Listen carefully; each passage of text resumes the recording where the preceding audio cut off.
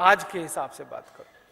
1905 के आंकड़े बताते हैं, दस्तावेज बताते हैं कि ईस्ट इंडिया कंपनी एक साल में 70 करोड़ रुपए का नेट प्रॉफिट कमाती थी इस देश में से, और उस जमाने का 1 रुपया 2009 के 300 रुपए के बराबर है इस समय।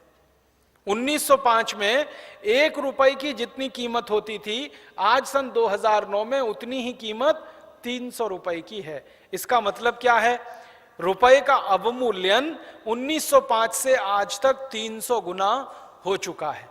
तो 300 का गुणा कर लो 70 करोड़ में, लगभग 21,000 करोड़ रुपए आज के मूल्य के हिसाब से ईस्ट इंडिया कंपनी भारत से कमाती थी, उनका सामान बेचकर यहां से पैसा कमाती थी। तो समस्या क्या होती थी?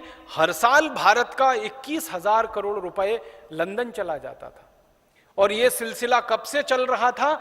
जब से ईस्ट इंडिया कंपनी भारत में आई तब से। आपको मालूम है, ईस्ट इंडिया कंपनी सन 1618 में भारत आ गई थी। अपने जयदीप भाई थोड़ी देर पहले आपसे कह रहे थे, एक राजा था इस देश में, उसका नाम था जहांगीर। जहांगीर के दरबार में ईस्ट इंडिया कंपनी का सबसे पहले एक एजेंट आया था, उसका नाम था टॉमस रो। उसको अंग्रेज लोग थॉमस रो भी कहते हैं, टॉमस रो भी कुछ लोग बोलते हैं, थॉमस रो भी बोलते हैं। तो टॉमस रो सबसे पहले आया 1618 में, और उसने जहांगीर के सामने एक पत्र प्रस्तुत किया और कहा कि हमको भारत में व्यापार करने का लाइसेंस चाहिए, वो आप दे दो। तो ये जो पत्र था वो अंग्रेजी भाषा में था। तो अंग्रेजी भाषा में उन्होंने कहा हमको ट्रेडिंग लाइसेंस चाहिए, माने ट्रेड करने के लिए लाइसेंस चाहिए। जहांगीर को ज्यादा अंग्रेजी आती नहीं थी। हमारे देश में ऐसे बहुत सारे राजा हुए जिनको अंग्रेजी नहीं आती थी, तो इसमें कोई शर्म की बात नहीं है, क्योंकि अंग्रेजी हमारी भाषा नहीं थी। जहांगीर को उर्दू आती थी, फारसी आती थी, हिंदी आती थी, अंग्रेजी नहीं आती थी। पत्र अंग्रेजी में प्रस्तुत किया गया। तो जहांगीर ने अपने एक दरबारी से वो पत्र पढ़वाया कि पढ़ो इसमें क्या लिखा हुआ है। तो उस दरबारी ने आधा सच आधा झूठ बताया, क्योंकि वो दरबारी अंग्रेजों से मिला हुआ था। टॉमस रो ने उसको पहले ही रिश्वत देकर अपने पक्ष में कर लिया था कि इस पत्र का अगर भाषांतर पूछेगा जहांगीर तो क्या बताना है। तो क्या बताया उसने? उसने कहा कि ये पत्र है, ईस्ट इंडिया नाम की इंग्लैंड की कंपनी का है, ये आपसे व्यापार करने का लाइसेंस मांग रहे हैं। तो जहांगीर ने पूछा व्यापार क्या करोगे भाई? कुछ खरीदोगे, कुछ बेचोगे, तभी तो व्यापार होता है ना।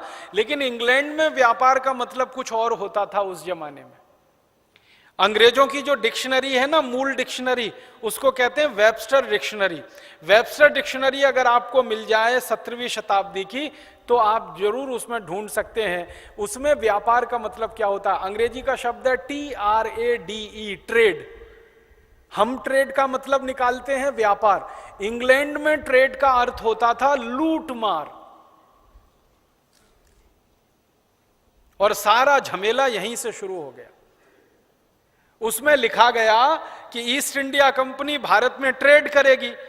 तो जहांगीर के दरबारी ने समझाया कि ये व्यापार करेंगे, व्यापार करेंगे तो क्या करेंगे, कुछ खरीदेंगे कुछ बेचेंगे। तो जहांगीर को लगा इसमें आपत्ति क्या है, हमारे यहां से कुछ खरीद के ले जाएंगे और हमको कुछ बेचेंगे, इसमें आपत्ति क्या है। जहांगीर को उस दरबारी ने यह नहीं बताया कि ट्रेड का असली मतलब होता है लूट मार, लूट लेना किसी को। इंग्लैंड में 17वीं शताब्दी में, 16वीं शताब्दी में ट्रेड शब्द का अर्थ इस्तेमाल होता था लूट मार के लिए। तो जब पत्र प्रस्तुत हुआ जहांगीर के सामने, तो जहांगीर ने कहा ठीक है, व्यापार ही तो करेंगे। दरबारी ने कहा कुछ खरीदेंगे कुछ बेचेंगे। वास्तव में उनकी मंशा क्या थी? लूट मार का लाइसेंस लेने के लिए। तो जहांगीर ने हां कर दिया। जहांगीर अगर यह कर लेता कि वो पत्र किसी दूसरे को पढ़वा लेता तो खुलासा हो जाता। उसने सोच लिया कि ये अपना ही आदमी है, सही बताएगा। उसने तुरंत सही कर दिए, दस्तखत कर दिए। ईस्ट इंडिया कंपनी को लूट मार करने का लाइसेंस मिल गया।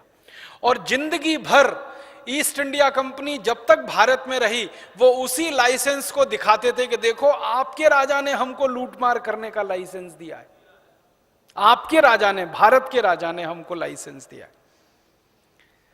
फिर ईस्ट इंडिया कंपनी को पूछा गया कि भाई आप कहां से व्यापार शुरू करेंगे या लूटमार शुरू करेंगे? तो ईस्ट इंडिया कंपनी ने कहा सूरत शहर से करेंगे।